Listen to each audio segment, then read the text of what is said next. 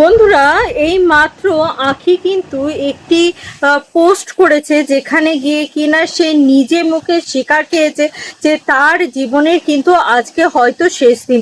সে হয়তো কোনো বিপদের আশঙ্কা করছে, জানি না কোন বিপদের আশঙ্কা করছে। আমরা বলবো যে সবাই কিন্তু সজাগ হয়ে থাকো এবং তার জীবনে যে বিপদ আসতে চলেছে সেই বিপদ থেকে তার পাশে, মানে বাড়ির পাশে যারা রয়েছো বা যারা যারা বসবাস করছো, তারা অন্তত পক্ষে সজাগ থাকো এবং সতর্ক থাকো। তাদের কাছে যদি আমার ভিডিওটা পৌঁছায়, অন্তত পক্ষে সতর্ক থাকো, সজাগ থাকো এবং তারা যেন সজাগ থাকার পর এই আঁখিকে যেন বাঁচিয়ে রাখো। কারণ আঁখি সত্যিই খুব ভালো মেয়ে এবং আয়াস সত্যিই খুব মানে খুবই ছোট্ট একটা সন্তান তার কোল জুড়ে রয়েছে এবং তার কোল জুড়ে একটা ছোট্ট সন্তানকে নিয়ে সে বাঁচার চেষ্টা করছে।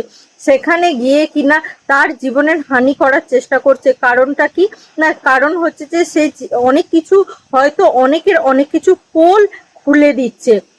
সেই জন্য আরে বাবা, সত্যি কথা, বা আয়না সবাই দেখতে চায় না এবং আয়নাটা ঠিক ও কাকে দেখাচ্ছে তোমরা নিশ্চয়ই সবকিছুই বুঝতে পারছো।